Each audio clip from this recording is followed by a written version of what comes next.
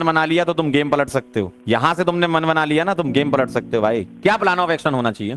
सबसे पहले आप पकड़ो पॉकेट टॉपिक्स को। एवरीडे लाइफ को मैंने P1 कोड दिया है, कोड P1 दिया है। एनवायरमेंटल को P2 दिया है। क्वालिटेटिव एनालिसिस प्यूरिफिकेशन को P3 दिया है। बायोमोलिक्यूल को P4 दिया है और पॉलीमर को P5 दिया है। ये पॉकेट टॉपिक्स हैं। Focus on revision from JMPS series J1 J2 J3 मैंने नाम दिया है, जिसमें आप क्विक रिवीजन कर सकते हो, है ना, जिसमें आप क्विक रिवीजन कर सकते हो कंप्लीट ऑर्गेनिक रिएक्शंस का। और JMPS में आपको रिएक्शंस मिलेंगी। अब UPSC आइसोमेरिज्म GOC कहां मिलेगा? ये इसको मैं बेसिक्स की कैटेगरी में डाल रहा हूं। UPSC आइसोमेरिज्म GOC बेसिक्स की कैटेगरी में डाल रहा हूं। B1 B2 B3 बोल रहा हूं मैं इसको, ठीक है। मैंने ऐसे कोड डिवाइड कर दिए, ठीक है, मैंने ऐसे कोड डिवाइड कर दिए। अब देखना जरा, अब इन कोड को हमने एक टाइम टेबल बना दिया आपके लिए। डेली आपको ये काम करना है, डेली आपको ये काम करना है। क्या काम है भाई?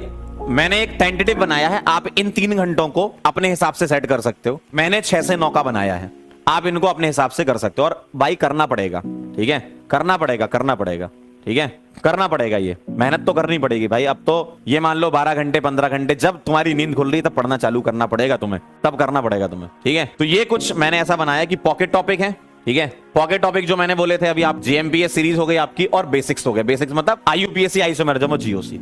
क्या करना है आपको, ठीक है, क्या करना है आपको, ध्यान से देखो। अब एक बच्चा कह रहा है सर नोट से रिवाइज कर लें, तो होते हैं कई बच्चे नोट से भी रिवाइज कर सकते हैं, कई लेक्चर को 2x में देखते हैं तब भी रिवाइज कर लें। आपकी इच्छा है, आप नोट से करो या लेक्चर से, जैसा भी करो लेकिन करो। नोट से करो चाहे लेक्चर से करो, जैसा भी करो लेकिन करो। मंडे को आप P1 करो, ठीक है, मैंने ऐसे लिखा है टेंटेटिव। 6 से 7 P1 करना है, 7 से 8 J1 करना है, और 8 से 9 आप अपने कुछ बोर्ड के हिसाब से तैयारी करना चाहें वो कर लो, या क्वेश्चन की प्रैक्टिस कर लो। ये क्वेश्चन की प्रैक्टिस कहां से करेंगे? आपको प्रैक्टिस शीट मिलेंगी, हम देंगे ना, प्रैक्टिस शीट देंगे, तो आप वो प्रैक्टिस शीट कर लो, ठीक है। ट्यूसडे की अगर हम बात करें तो इसमें P2 कर लो, यहां पर J2 कर लो, यहां पर B1 कर लो।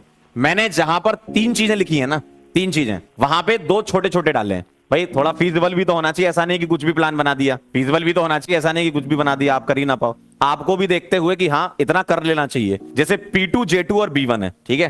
P2 देख रहे हो आप, एनवायरमेंटल छोटा सा है, J2 और B1 IUPSC डाल रखा है, ठीक है, IUPSC डाल रखा है। वेडनेसडे को आपकी होगी क्लास 6 से 9। वेडनेसडे को 6 से 8 या 6 से 9 देख लेंगे, अभी बात कर लेंगे आपसे, है ना। तो वेडनेसडे को होगी आपकी क्लास।